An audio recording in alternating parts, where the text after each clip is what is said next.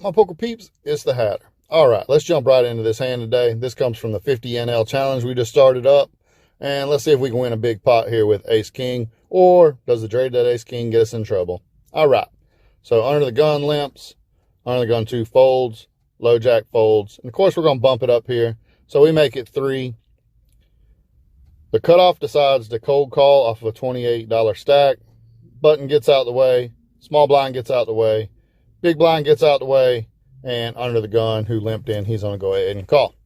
So with $9.75 in the pot, we're going to go to a flop here with the Ace King of Hearts. What a beautiful looking hand. Hopefully we can smash the flop.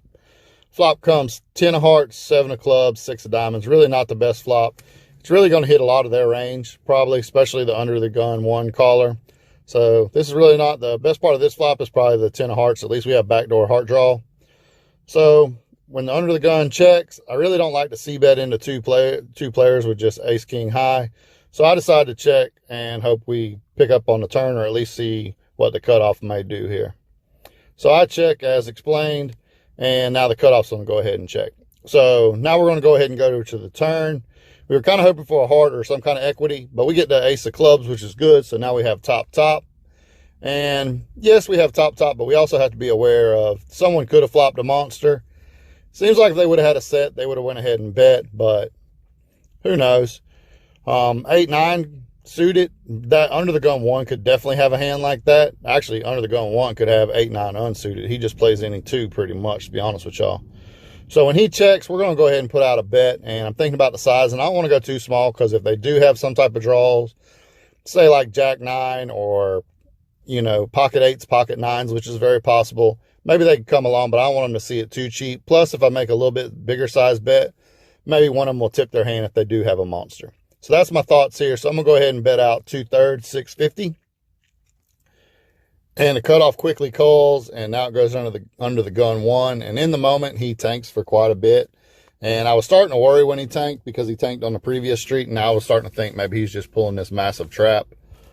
But eventually he folds, and now I feel a little better. And now we're just hoping for a clean river card here. And with $22.75 in the pot, the 6 of spades comes off. And this could seem scary, but I really don't think that the villain in the cutoff's going to have much 6X here unless it's like, because he flat called, I mean, I just don't see him really having, you know, like 6-8 or 6-9 or anything like that.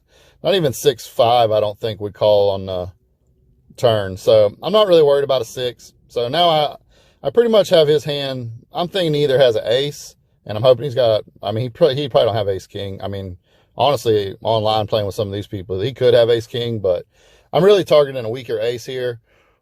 And the other option I could have, I could check if I think he had a bluff and see if he bluffs. But I think if he does have something that has some type of value and he's on check back. So in the moment, I figure at best he has a ace X hand. And now with the board pairing, if he has something like ace 5 suited, maybe he feels like the 10 will make him chop. So I go ahead and go for max value here and put them all in.